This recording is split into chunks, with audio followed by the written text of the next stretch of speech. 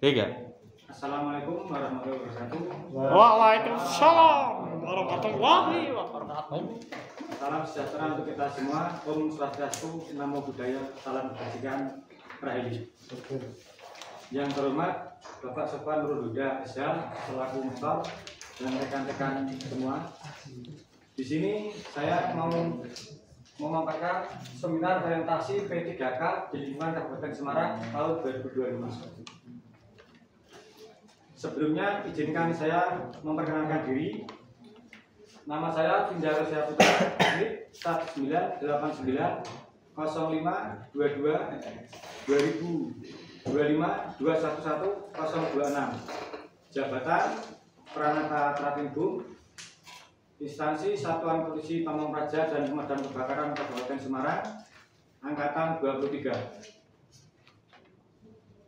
Tugas pokok dan fungsi P3K di OPD: penegakan peraturan daerah, menjaga ketertiban umum dan ketentraman masyarakat, koordinasi dan sinkronisasi, deteksi dini dan pengamanan, pembinaan dan penyuluhan, pelaporan dan evaluasi pelayanan informasi publik. Rencana strategis OPD: 1. Visi dan misi OPD. Visi Satuan Polisi Pamong Praja dan Pemadam Kebakaran Kabupaten Semarang memiliki visi meningkatkan kepastian hukum, mewujudkan kesetaraan dan keadilan gender serta perlindungan anak.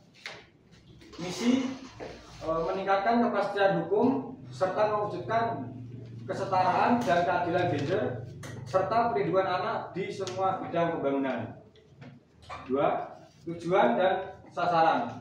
Tujuan terwujudnya penegakan perda dan perkada, kualitas penanganan kebakaran. Sasaran meningkatnya kualitas penanganan penegakan perda perkada penanganan kebakaran sesuai SPM serta meningkatkan kepuasan masyarakat penerima layanan di perangkat daerah. 3. Program strategis penguatan SDM dalam penegakan perda. Penguatan sarana atau prasarana mendukung guna memudahkan penegakan perda. Inovasi dalam pemberian pelayanan kepada masyarakat. Kolaborasi antar sektor dalam mewujudkan Kabupaten Semarang yang aman di bidang Tatibum Tranmas. 1. Rencana hasil kerja. Terlaksananya kegiatan penyelenggaraan ketertiban umum dan ketentraman masyarakat. 2. Aspek kuantitas. 3. Jumlah kegiatan patroli, pengamanan, pengawalan, pengendalian massa dan deteksi dini. 4. Targetnya adalah 80 laporan. Kegiatan dan tahapan. A. Melaksanakan kegiatan patroli Tratibum di wilayah Kabupaten Semarang. B. Pengamanan terawih keliling. C. Penertiban pedagang kaki lima di Kabupaten Semarang. 6. Output kegiatan menghasilkan 80 laporan kegiatan penyelenggaraan ketertiban umum dan ketentraman masyarakat. 7. Penerapan core value berakhlak. 1.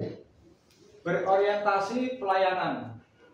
Saya melaksanakan patroli secara rutin untuk menciptakan rasa aman dan nyaman bagi masyarakat Kabupaten Semarang. 2. Akuntabel. Saya dalam setiap tindakan penertiban dilakukan berdasarkan ketentuan peraturan daerah atau perda dan prosedur yang berlaku. 3. Kompeten. Menguasai regulasi serta prosedur penyusunan laporan agar hasilnya sesuai dengan ketentuan dan standar pemerintahan. 4. Harmonis. Saya mengedepankan dialog dan pendekatan persuasif sebelum melakukan tindakan penertiban. 5. Loyal. Saya menjaga nama baik institusi Satpol PP dan pemerintah Kabupaten Semarang dalam setiap pelaksanaan patroli.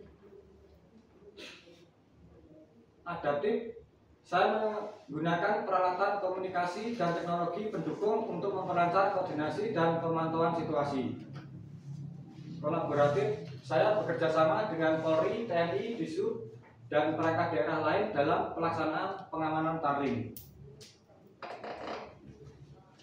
Melaksanakan kegiatan penyelenggaraan ketertiban umum dan keselamatan masyarakat. 1. Beri orientasi pelayanan. Saya menyambut jamaah dengan sikap ramah, santun, dan siap membantu kebutuhan masyarakat di lokasi ibadah. Akuntabel. Saya dalam setiap tindakan penertiban dilakukan berdasarkan ketentuan peraturan daerah atau perda dan prosedur yang berlaku. 3. Harmonis. Saya mengedepankan sikap saling menghormati dan menjaga toleransi selama kegiatan berlangsung. 4. Loyal, menjaga integritas dalam menjalankan tugas tanpa intervensi atau kepentingan pribadi. 5. Adaptif, saya fleksibel dalam menentukan pendekatan antara penegakan hukum dan pembinaan sosial. Kesimpulan, orientasi pengenalan nilai dan etika instansi bagi P3K tahun 2025 dilaksanakan sebagai upaya membekali aparatur baru dengan pemahaman dasar tentang nilai-nilai ASN berakhlak, etika profesi, serta budaya kerja yang profesional dan berintegritas. Melalui kegiatan pembelajaran, diskusi, dan pengenalan tugas pokok dan fungsi instansi, peserta memperoleh wawasan mengenai visi misi pemerintah Kabupaten Semarang, tata nilai organisasi Satpol PP dan Damkar, serta pentingnya pelayanan publik yang humanis dan akuntabel. Orientasi ini juga menekankan pentingnya kedisiplinan, tanggung jawab, kolaborasi lintas sektor, serta kesadaran terhadap peran strategis Satpol PP dan Damkar dalam menjaga ketertiban, ketenteraman, dan keselamatan masyarakat.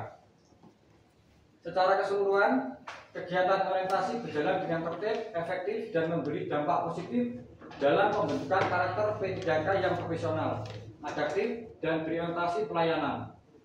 Peserta menunjukkan peningkatan pemahaman terhadap nilai ASN, etika kerja, dan peran strategis instansi, serta siap menjalankan tugas dengan integritas dan semangat melayani bangsa.